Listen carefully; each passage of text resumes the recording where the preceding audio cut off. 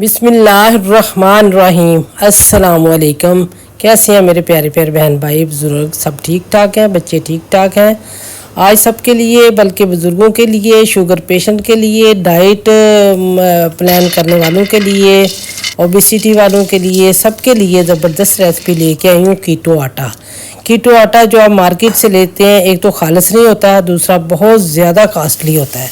तो ये घर का बना हुआ साफ़ सुथरा जो है ना, अपने हाथों से बनाया, हर चीज़ के बारे में आपको इल्म है। इतना कोई मुश्किल काम नहीं, एक दफ़ा आप बनाएंगे तो महीना डेढ़ आपका गुजर जाएगा।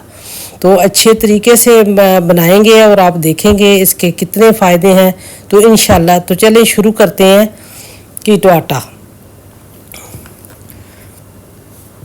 तो इसके लिए लिया मैंने 100 ग्राम जो है ना मखाना फॉक्सनट। ये 75 ग्राम यानी 75 ग्राम लिया है मोरिंगा पाउडर। तो ये कोकोनट पाउडर है, ये भी लिया 100 ग्राम। 100 ग्राम अखरोट, 100 ग्राम पीनट यानी मूंगफली, 100 ग्राम बादाम, 100 ग्राम हस्क, ये जो इसबगोल का छिलका है। ये 75 ग्राम, 75 ग्राम चिया सीड, 75 ग्राम सनफ्लावर सीड और 100 ग्राम ये पंपकिन सीड, 100 ग्राम फ्लैक्स सीड जो अलसी है वो पिसी हुई है, उसका पाउडर ही है, साबुत भी आप ले सकते हैं। तो सबसे पहले हम इनको मखाने को रोस्ट कर लेंगे, क्योंकि सबको इकट्ठा किया तो फिर या तो ये कच्चे रह जाएंगे तो या वो जल जाएंगे।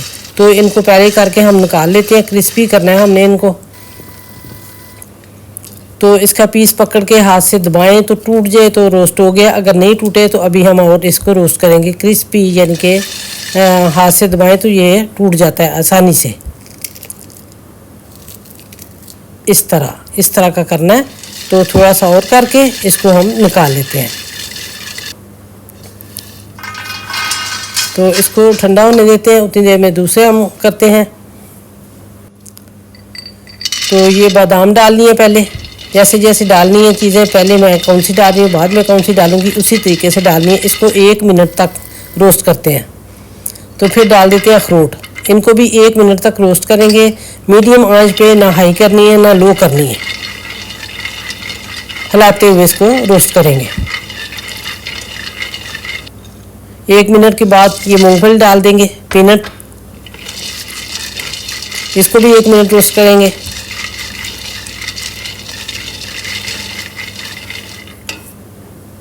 उसके बाद ये दोनों सीड्स डाल देंगे, सनफ्लावर और पंपकिन सीड, ये दोनों डाल के इनको भी 1 मिनट रोस्ट करेंगे।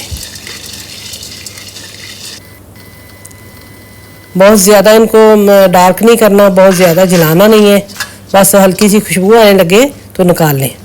अब इनको ठंडा होने देते हैं। उतनी देर में ये जो फॉक्सनट्स हैं, यानी कि ये फूल मखाना है, इसको थोड़ा सा उसमें कूट लेते हैं ताकि पीसने में आसानी रहे। है तो ये बहुत नरम और फ्लफ़ी से हो जाते हैं, लेकिन दूसरे मसाले के साथ थोड़ा सा ये ऊपर ऊपर तैरने लगते हैं उसमें, तो मिक्स नहीं होते। तो थोड़ा सा कूट लेंगे तो फिर उसमें मिक्स करेंगे। तो ये देखिए, ये भी ठंडे हो चुके हैं। तो अब ये डाल देंगे इसमें डाल के पीसेंगे तो सारी चीज़ें बड़े अच्छे तरीके से पीस जाएंगी। ये चिया सीड भी डाल देंगे, इनको ना भी पीसें तो कोई मसला नहीं। मैं इसलिए पीस रही लगी हूँ कि जब हम रोटी बनाएं तो इससे बाइंडिंग अच्छी आएगी।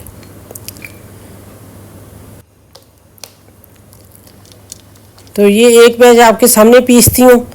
इसको ऑन ऑफ करते हुए हमने पीसना है। बस एक दफ़ा इसको ऑन करके छोड़ नहीं देना कि अच्छी तरह पिस जाए, नहीं, ऑन ऑफ करते रहना, क्योंकि ऑन ऑफ नहीं करेंगे तो इसका जो है नट्स जो हैं सारे अपना ऑयल रिलीज़ करते हैं और पिसते नहीं हैं, बस एक सख्त से हो जाते हैं और पिसते नहीं हैं। तो इस तरह ऑन ऑफ करते रहेंगे तो बड़ा अच्छा हमारा इसका पाउडर बन जाएगा। ये देखें माशाल्लाह कितने अच्छे तरीके से बन गया, ड्राई भी है और पिस भी गया है। तो इसी तरह सारा पीसना है हमने, थोड़े थोड़े डाल के। तो ये है अलसी का पाउडर जो है वो भी डाल दिया, ताकि अब छानेंगे तो इकट्ठा छन जाए। तो ये आटे वाली छन्नी से थोड़ी सी मोटी है जाली इसकी। तो ये जो ऊपर से बचेगा तो इसको दोबारा एक दफ़ा फिर पीस लेंगे।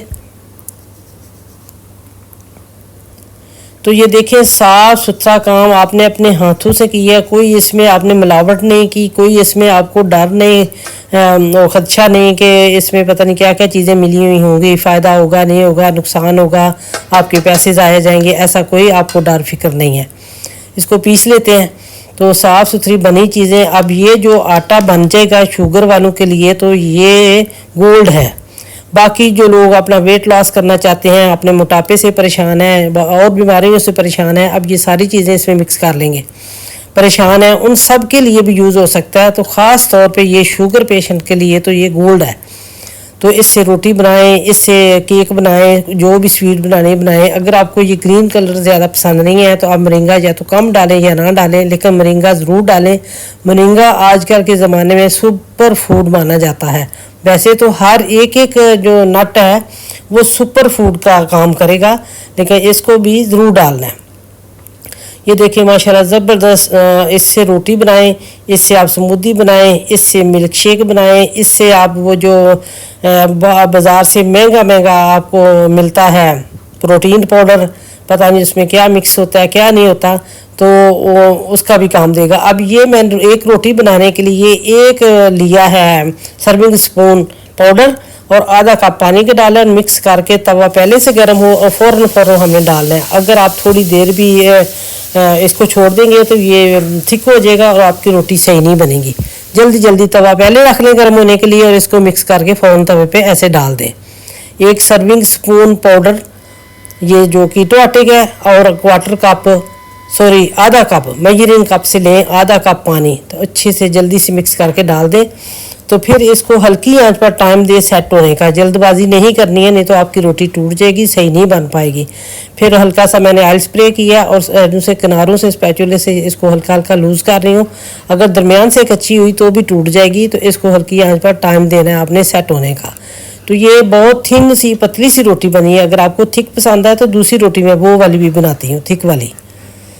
तो ये थोड़ी सी क्रिस्पी बनेगी, जिसको क्रिस्पी पसंद है वो और पतली पसंद है वो ये बना ले, तो जिसको दूसरी पसंद है मैं वो बताती हूँ।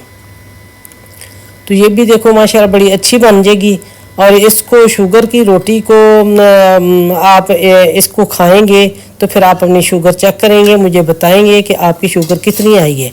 और उसका भी एक तरीका है, ये नहीं कि पहले आपकी शुगर बहुत ज़्यादा है खाने से पहले और खाने के बाद आपकी थोड़ी सी और आ गई तो आपने कहना लो ये तो शुगर बहुत ज़्यादा है।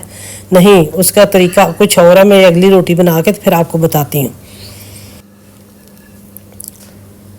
ज़बरदस्त माशाल्लाह। तो अब दूसरी रोटी के लिए वैसा ही सेम आपने एक सर्विंग स्पून वही डालना है पाउडर कीटो आटा और उतना ही पानी डालना है, आधा कप पानी और एक टेबल स्पून फेंटा हुआ अंडा वो डाल के मिक्स करके इसको इस तरीके से डाल के हल्का हल्का ऐसे, वो तो खुद ही फैल गया था ना, इसको आपने एहतियात से फैलाना है, बहुत ज़ोर ज़ोर से नहीं चलाना चमचा, एहतियात से ऐसे करके आप उन्हें इसको फैला देना। जितना आराम से फैल जाए उतना फैलाना है, खुद ज़बरदस्ती नहीं फैलाना। फिर इसको भी उसी तरीके से पकाना है, मीडियम आंच पर, ना हाई करनी है ना लो करनी है।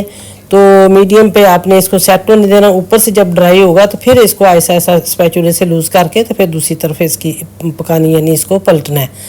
तो उसके लिए मैं बता रही थी कि शुगर को किसी भी चीज़ को चेक करने का ये तरीका है कि ये खाऊंगा या खाऊंगी तो इससे शुगर मेरी बढ़ेगी या नहीं बढ़ेगी, या इस चीज़ में शुगर है, कार्ब है नहीं है। रोटी तो आपने पहला नवाला लेने से पहले शुगर अपनी चेक करनी है कितनी आई है। फिर आपने खाने के बाद आखिरी नवाले के बाद, यानी जब आपने खा चुकना है आखिरी नवाले के बाद टाइम नोट करना है 1 से 1.5 घंटे के दरमियान, यानी 1.25 घंटे बाद भी आप कर सकते हैं, 1.5 घंटे बाद भी आप कर सकते हैं, इन दोनों के बीच में कर सकते हैं। तो फिर आपने देखना है आपकी शुगर कितनी आई है। अगर तो पहले आपकी 100 के करीब है तो आप यकीन करें आपकी जो है ना 10 से 15 नंबर बढ़ेगी।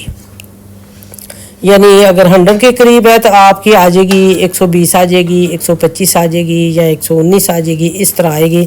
तो अगर आपकी पहले बहुत ज़्यादा है तो फिर क्या फ़र्क पड़ेगा, फिर तो बहुत ज़्यादा ही आएगी ना। तो फिर आपने इस तरीके से चेक करना, फिर आपको पता चलेगा।